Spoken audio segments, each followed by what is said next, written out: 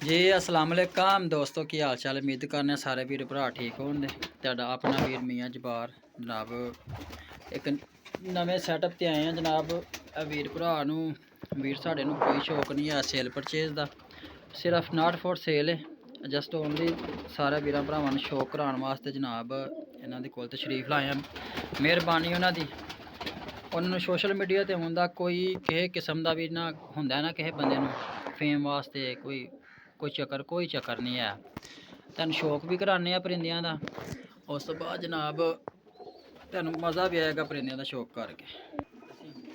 हाँ जी दोस्तों, एक नायाब जोड़ा तुहाडे वास्ते वेखो, ए तेरा नारे जी ए मेडिकल वाली मादी है।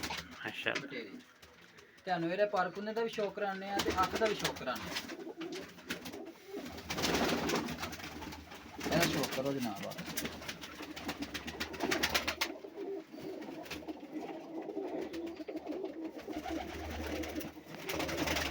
ਆ ਦੂਸਰੀ ਅੱਖ ਦਾ ਵੀ ਸ਼ੌਕ ਕਰੋ।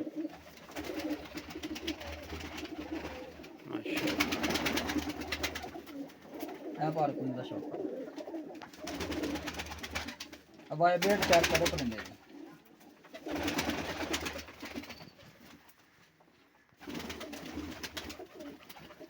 ਇਹ ਭਰਾਵਾਂ ਦੀ ਮੁਹੱਬਤ ਹੈ ਜਿਹੜੇ ਸ਼ੌਕ ਕਰਾ ਰਹੇ ਨੇ, ਇਹਨਾਂ ਨੂੰ ਕੋਈ ਨਾਟ ਫॉर ਸੇਲ ਨੇ। ਵੈਸੇ ਤੁਹਾਡੇ ਦੋਸਤਾਂ ਵੀਰਾਂ ਨੂੰ ਸਿਰਫ ਸ਼ੌਕ ਕਰਾਉਣ ਵਾਸਤੇ ਜਨਾਬ ਇਹ परिंदा भाई होरां दे कोल आए हैं।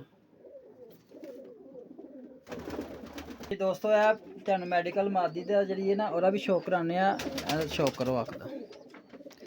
ਇਹ ਮਾਸ਼ਾਅੱਲਾ ਉਸਤਾਦ ਹੋਰਾਂ ਦੇ ਘਰ ਦੇ ਹੋਮ ਬਰੀਡ ਪੱਠੀਆਂ ਪੱਠੇ ਅੱਗੋਂ ਨਾ ਬਣਾ ਕੇ ਜੋੜੇ ਲਾਏ ਨੇ, ਲਾ ਤਦਾਦ ਨੇ। अल्लाह पाक इन्होंने भी जिंदगी दे ते इन्हां दे परिंदियां नूं भी दे। जनाब चेक करो।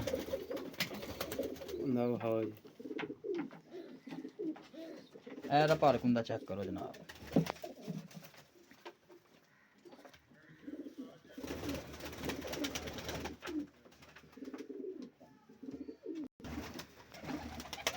दोस्तों चेक करो।